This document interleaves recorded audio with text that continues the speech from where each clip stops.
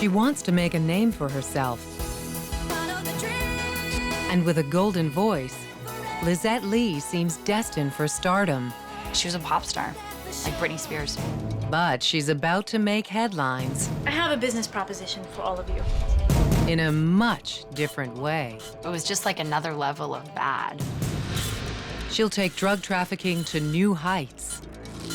This was a very lucrative operation, between $300,000 and $350,000 in pure profit. And amass a fortune worth killing for. Is it loaded? Of course it is.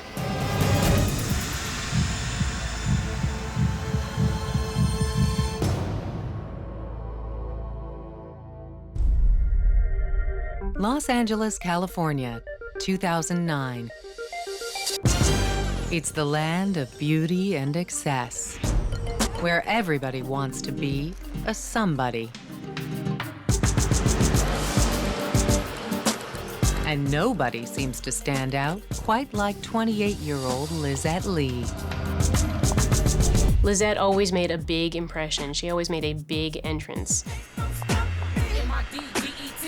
Lizette would come out of the car with gangster rap blaring, her entourage all scurrying around her. It was like right out of a Hollywood blockbuster movie.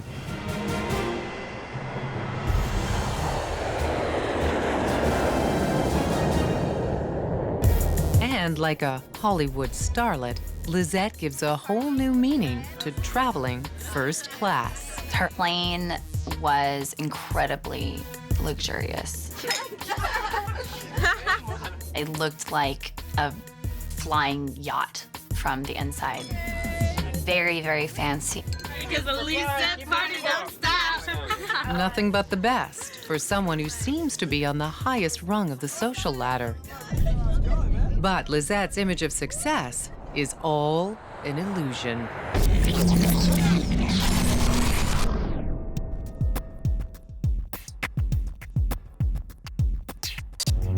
Even though Lisette grows up in the area code of the rich and famous, her upbringing is completely grounded. She's raised by a martial arts instructor, known by everyone as Master Lee. He tried to raise Lisette very firmly and really tried to raise her to have respect and be a hard worker and to be a good, productive member of society. She adores Master Lee. He's her entire world.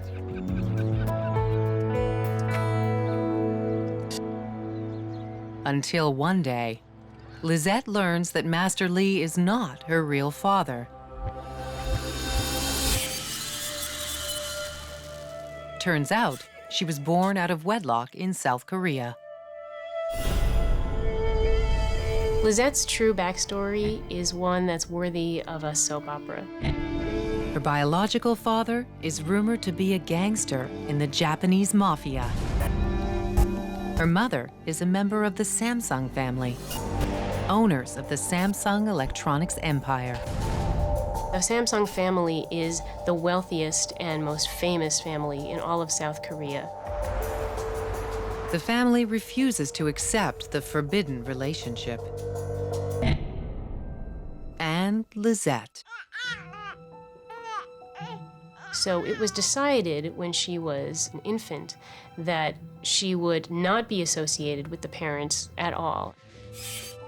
Lisette is sent away to live in America with Master Lee and his wife. Her biological father stays connected to Lisette, however, by sending her money every month for years. Lots of money. Her father would send her cash payments of as much as $100,000 a month.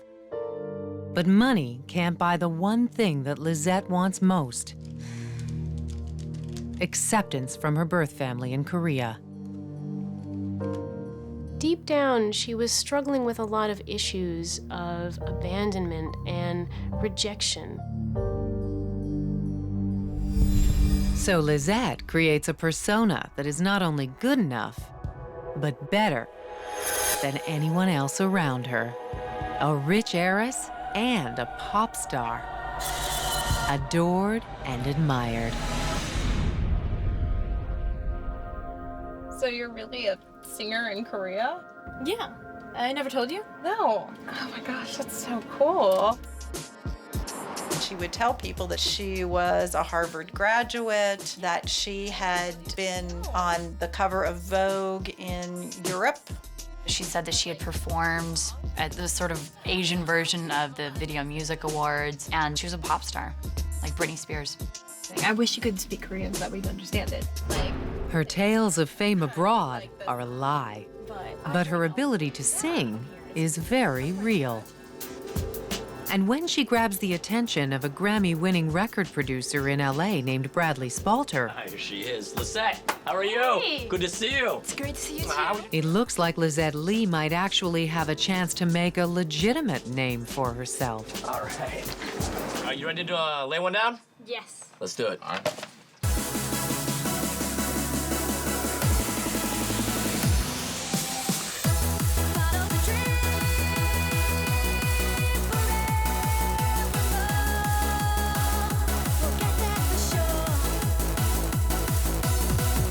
Bradley Spalter took one look at her incredible presence and he said, "This is a star." He thought that he was on to the next big thing. Wild. It's gonna be a star.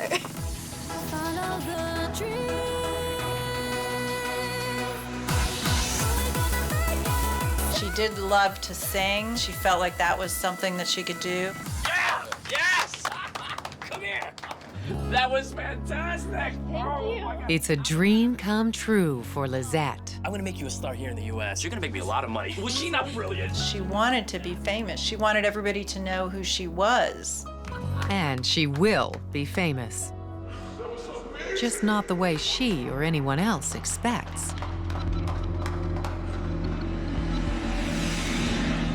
Because everything changes one night in 2009. Lizette was at a party one night, and in walks a guy, and he had a swagger that was as confident as his smile. What's up, brother? What's up, boss? His name is David Garrett, I'm Lisette. and he's a drug dealer. Nice to meet you. Very nice to meet you. Lizette was instantly smitten. And he was just as smitten. Soon, they're dating. And the drug dealer has much bigger plans for their future together. My bad boy. How much are you making for this stuff? I could always make more. You could. He explains that $500 of weed bought in LA sells for $1,000 in Ohio. 100% profit. So, what's the catch? I just need to find a way to move the weed from here to Ohio. And Lizette just might have a way. I know what you need. Oh, yeah? And what's that? Me. She suggests chartering a private jet, which means no security lines and no X-rays to detect drugs. This is how I travel. Lisette Lee is ready to claim her birthright. If she was really the daughter of a gangster, then she was sort of owning it and being a true mafia princess. With a jet at her disposal, Lizette has the means to transport the pot. But she's going to need an entourage to move all that green gold. My very trusted friends. I have a business proposition for all of you. I'm asking you to be the founding member. Lizette reaches out to her inner circle of friends. This is no small deal. She said this is the opportunity of a lifetime. It was something that she had always wanted to do, start her own business. This is very big for me. But she never tells them what the new business actually is. And surprisingly, no one ever asks. I trusted that it was a legitimate business and that I was safe because I was with my best friend. I trusted her with everything. I need to know if you're in or you're out. And that was the beginning of Team LL, which was Team Lisette Lee. Team LL is now ready to make their first run. The crew heads to the Van Nuys Airport, which is often used by celebrities because of its small size and anonymity. They load a dozen suitcases filled with marijuana onto the plane. This was a risky business. This was a very dangerous game they were playing. If they were caught, they would go to jail. But when they land in Columbus, nobody stops them. The plan was going perfectly, as well as it possibly could have. With the drugs on the ground, it's time to make some money.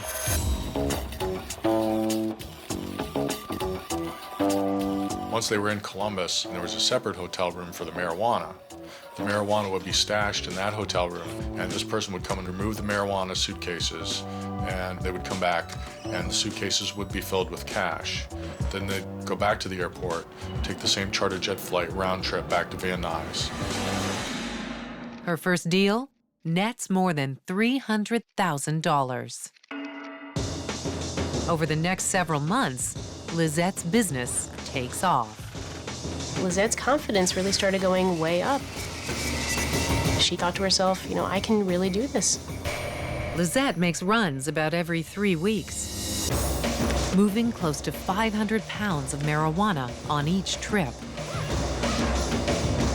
And best of all, no one suspects a thing. They're operating in plain sight, totally above the radar, but the police have no idea what they're doing, and they're just doing their thing. Lisette Lee has finally made a name for herself. She would use the term mafia princess to describe herself. That's how she looked at herself. That was her identity. But 4 months into the operation, members of Team LL are finally starting to wonder if Lizette's business venture is on the up and up. I'm sorry, do you smell that? It was marijuana. The plane smelled like marijuana. It smelled like I was inside of a blunt. It became obvious what the nature of Lizette's business was, and it was illegal. And I knew that now. But she's too afraid to leave. And with good reason. It was at her house one day, and I think she told me to get the keys from the front hallway. So I opened the drawer and I stopped because there was a gun in it.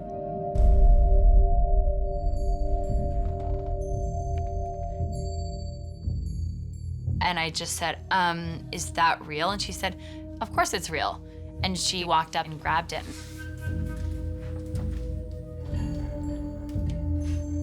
Is it loaded? Of course it is.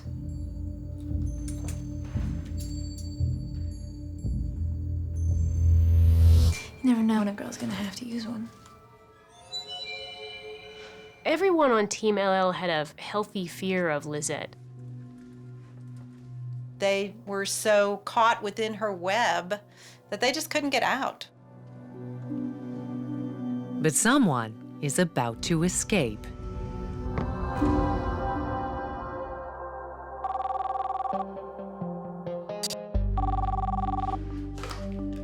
Hello? Lisette gets a call from her boyfriend and business partner, David Garrett. You're leaving me? Why? David Garrett and Lisette had a falling out. After years of shielding herself from the pain of rejection, Garrett opens up old wounds. Well- And Lisette doesn't like it one bit. Why are you leaving me? Why? David's departure was really a turning point in Lizette's criminal career, because at that point, it would have made a lot of sense for her to just shut down the operation. But that is not what happens. Well, you know what? It's your loss.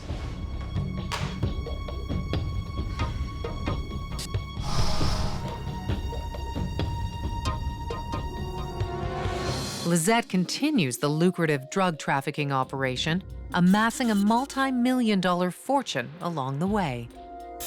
She's now the ruler of her own criminal empire. It may not be Samsung, but she seems to be living out of her family's shadow. It seemed as though she was really coming into her own as a full-fledged drug dealer who was now climbing the ladder. But her empire is about to crumble. Lizette and her crew are loading up for their 14th trip to Ohio. Hello. Oh, Miss Lee, welcome aboard. Thank you. It's gonna be flying at 10,000 feet. Weather looks nice and should take about 2 hours. Wonderful. I'm looking forward to seeing my boyfriend again. Moving in with him in Ohio. It's the same story she's told on several flights before, and airport personnel are suspicious.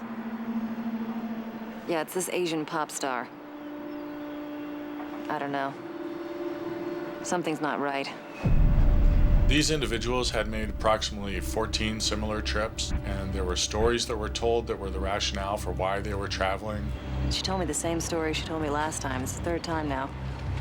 And things with this information about the trip were not adding up. I think it's drugs. Airport personnel notified the DEA in Los Angeles, which very quickly called the DEA in Ohio to let them know that a very suspicious flight was on its way. By the time Lizette lands in Columbus 2 hours later, she has no idea that federal agents have the place surrounded. They were waiting sort of in hiding, just watching what was going on. You got him right there. Just wait till we get in the car and then we'll pull up on him. We had a fairly good idea when the plane landed that we were onto something that would turn into a decent investigation. All right, guys, we're go. Go, go, go, go. Stop the vehicle and step out of the car. Passenger, out of the car. I saw a wall of DEA agents. And there was a machine gun aimed at my head. And he told me to put my arms in the air and get out of the car. It was just like another level of bad. But it doesn't faze Lizette one bit. Lizette stepped out of the car, looking very put out, and she said, "What's going on here? I am a model." What is going on? Man, we have reason to believe you are involved in possible drug activity. Everyone out. She's my makeup artist. He's my bodyguard. Over there with the other officers right now. And all my equipment is back there. My makeup, my clothing. Who do you think you are? The story was so outlandish and so unusual for what we usually investigate that I guess some of us figured it could actually be true.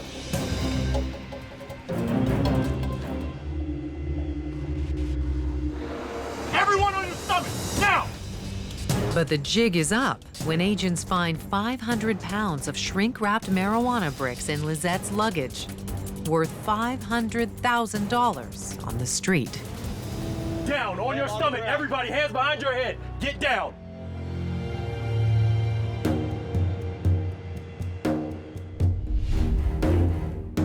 In 2011, Lizette pleads guilty to drug charges in court and is sentenced to 6 years behind bars.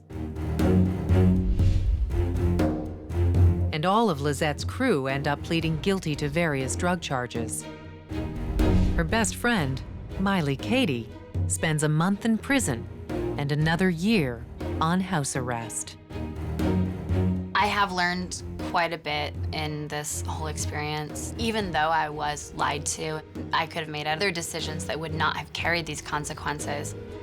But Miley still considers herself lucky. I think that us getting arrested may have saved my life, and it might have saved Lizette's life too. A life created to make up for the one she believes she so richly deserved. I think that's something that she really internalized, and everything that she did in her life was all about furthering her own mystique, enhancing her own sense of self. Now, instead of passing herself off as an heiress, a pop star, or queen of a drug trafficking empire, Lisette Lee is simply another inmate in federal prison.